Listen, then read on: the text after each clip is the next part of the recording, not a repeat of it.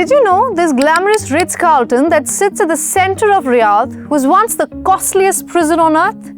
In November 2017, Saudi Arabia's most powerful people were rounded up here. Each got a room of their own with full access to room service but no privacy. Doors were not allowed to be shut as interrogations went on for days. Those who paid were allowed to go and others who refused were held up for weeks.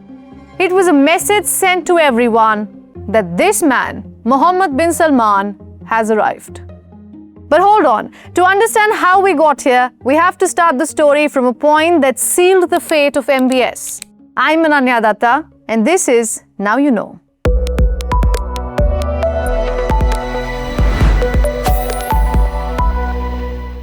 Growing up, Mohammed bin Salman was nicknamed Father of the Bullet. The story goes that he, as a teenager, set his sight on a prime piece of real estate in Riyadh. But when a judge was about to rule against him, MBS sent 2 bullets packed in an envelope. At the time, no one was even talking about MBS. He was a prince among thousands of princesses. Like his father himself, was the 25th son. Becoming a king was a possibility, but not a surety. MBS himself is the 6th son of the king. So it wasn't fate that brought him to the pedestal he sits on today. The Saudi throne does not function like the British throne does. The baton isn't just passed to the next male heir. The Saudi monarchy is extremely rigid, where the king chooses his successor. King Salman bin Abdulaziz Al Saud had 12 sons to choose from. But he knew the next leader could be a make or break for the royal family. So he needed someone who bridges the past with the future. Enter Mohammed bin Salman, the eldest son of his 3rd wife. Many say he was chosen since his childhood, always around the king, ditching foreign studies and learning the Saudi way of doing things from a very young age. MBS's rise is still unusual. He was nowhere to be seen before 2015. It was only after Salman became the king that he saw MBS rise from the shadows. Without having any prior office experience, he was appointed as the defense minister. This post went on to become crucial for his resume to become the king one day. The first thing he did as the defense minister was to take charge of foreign policy. He wasted no time and within 2 months launched a war with neighboring Yemen. The military's aim was to quash the Iran-backed Houthis, but the Red Sea crisis of today is proof that nothing of that sort happened.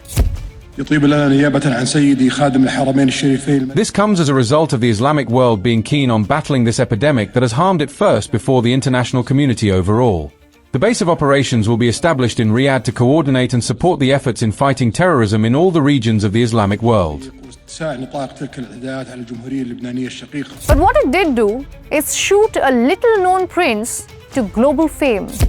As all of you are aware, the United States and Saudi Arabia have an extraordinary friendship and relationship that dates back to Franklin Roosevelt and King Faisal, and we are continuing to build that relationship during a very challenging time. The US was already involved in Yemen, but then President Barack Obama was sent a last-minute notification before the Houthi attack. Many saw it as a courtesy rather than an obligation.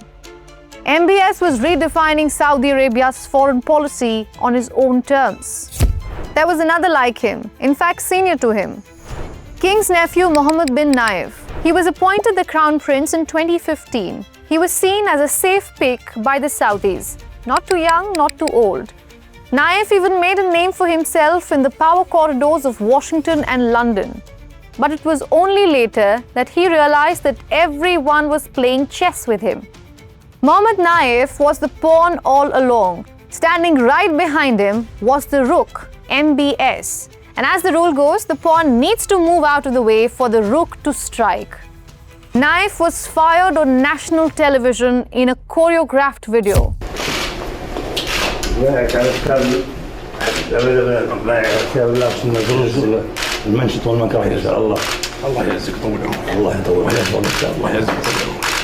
الله يعينك الله يطول عمرك انا بنرتاح الحين وانت الله يعين. ما نستبعد عن توجيهاتكم وطموحكم ونصحكم الله يسلمك. موفقين ان شاء الله. في جبلتكم دوام الله يطول عمرك. موفقين. الله يعزك. الله يعزك. شكرا. Then it was checkmate. At the young age of 29, MBS became second in line to the throne. Even though his seat was safe, he took no chances. One after another, his potential rivals either disappeared or sought allegiance. And then came the infamous Godfather-style interrogation, the Ritz-Carlton prison that we started this story with. You know, before Salman became the king, he used to be the governor and he was responsible for solving disputes within the royal family. So imagine this. Princesses had to go to Salman with their disagreements, air each other's dirty laundry, and get their problems solved. The king practically knew everything about everyone. He could fix it, sweep it under, or bring it up later. Now MBS had all of those logs, dating back to half a century, 50 years of royal secrets. So that night in 2017, when politicians, businessmen, and journalists were being rounded up, they were given detailed files on their lives, the content of which hasn't seen the light of the day, but the message was well received. MBS knew everything about everyone. With the king facing health issues, MBS became the de facto ruler of Saudi Arabia. He quickly realized his country needed change and it needed fast. Saudi Arabia had long been known for only two things: oil and Islam. The first was pooled in such great quantities from the kingdom's soil that it had turned its royal family into one of the world's richest dynasties. The massive oil wealth had shaped the Saudi economy. It also meant most citizens either stayed home or earned salaries from government jobs that paid well and often required very little work. Second, Islam. The official Islam of the kingdom was not any Islam, but Wahhabism. The ultra-conservative one that saw public executions and no women rights. The kingdom was far stricter than most other Islamic countries. The moment MBS took office, he realized that oil and Islam, both seen as assets by his predecessors, will become a liability for him. His answer to oil was diversification. It will be wrong to credit MBS for this concept. In fact, the first time diversification was mentioned was in the 60s. Every time the oil market tumbled, it sent shivers in Riyadh. And the Saudis weren't okay with this level of dependence. But at the time, they lacked a solution. So MBS brought this to Riyadh. The same year he became the crown prince, MBS packed a luxurious hall in Riyadh with international investors, businessmen, millionaires, and billionaires. This lavish investment conference had been unofficially dubbed as Davos in the desert. MBS was very clear with his message. Saudi Arabia is open for business and now is the time to bet your money. In the winter, the mountains are covered with snow. In the summer, the weather is mild and 10 degrees lower than the rest of the capitals and cities of the Gulf. This is our vision. Political will is strong, and popular will is solid. All factors of progress and success already exist to create something great within Saudi Arabia. It was subtle, but MBS made sure that all the money men left their stereotypes at the gates of the palace. He would switch between Arabic and English regularly. Guests dined on grilled lamb and chocolate truffles. Their hotels came with swimming pools, art galleries, and hidden liquor cabinets. Women featured prominently and mingled freely with men without covering their hair. And when it came to Islam, he responded with this quote: "Even prophets make mistakes. The important thing is to learn from your mistakes and not repeat them." He was carefully carving his title, the radical face of moderate Islam. He wanted a new interpretation of the Quran, one that goes beyond Wahhabism. MBS realized that political Islam threatened the survival of his regime. So it wasn't so much about his ideology, it was rather about survival, his as well as his country's. So suddenly, the conversation in Saudi Arabia shifted from religion to hyper-nationalism. More than 1/3 of Saudi's population is under 30 years old. MBS understood that this majority can easily feel suffocated, even give birth to a revolution, and he couldn't risk that. In the months to come, the look and feel of Saudi Arabia was going to change drastically. Amusement parks, cinemas, and concert venues, all of which had long been banned under the Sharia law, were now open. Tourism would boom, aiming to attract 2 million tourists per year. A world-class eco-resort would prop up in the Red Sea, 100 times the size of Paris, partly taken care of by robots. And women would finally be allowed to drive. MBS became an ambassador of the open world. He was seen as pro-Western, someone who supported new technology and welcomed modernization. He wants to convince the world that he's saving his country, not holding it hostage. And he didn't stop at that. Over the years, he has made himself relatable.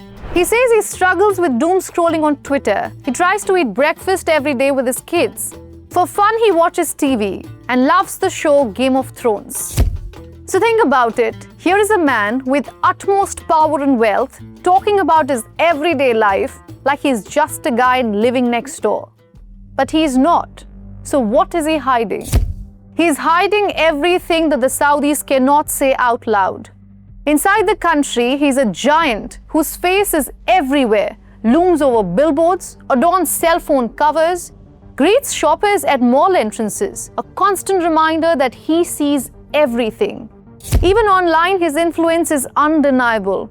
Before MBS, Saudi Arabia was a Twitter country with roughly 10 million users. It was Twitter's top Arab market. But soon, everything you tweeted could be used against you. MBS became an expert at wielding Twitter to consolidate his popularity, squash his critics, and manipulate the conversation. So from the Wall Street Journal's Jamal Khashoggi being dismembered in the Saudi consulate, to the humanitarian disaster in Yemen, to silencing his rivals, there is no accountability whatsoever. What there is eye-washing, masked as modernization. King Salman took the reins at the old age of 85. MBS is set to become the youngest king Saudi Arabia has ever seen. His father's eventual death will leave him as the absolute monarch of the birthplace of Islam and the owner of the world's largest accessible oil reserves. The West cannot afford to lose this difficult ally. They've kept their comments minimal, or like US President Donald Trump, heaped praises never heard before. So much respect for Mohammed, who's doing so great. I mean, he's really a visionary. He's done things that nobody else would have even thought about. There is no doubt that Saudi Arabia is a crucial partner for the West, especially for its oil reserves and regional influence. From what we have seen so far, MBS never set out to become the undisputed leader of the Middle East. His sight was limited to Riyadh. But as the Middle East undergoes a realignment, world leaders are positioning MBS as a central figure in the region. So should the world buy what MBS is selling? The answer lies in whether the man is a killer, a reformer, or both. And if both, whether he can be one without the other. Mohammed bin Salman is a force to be reckoned with. His smile is broad, his demeanor is relaxed, he can shake hands with Trump but also high-five Putin. And that is what makes him one of the most complex yet crucial figures in modern geopolitics. If you didn't know before, now you know.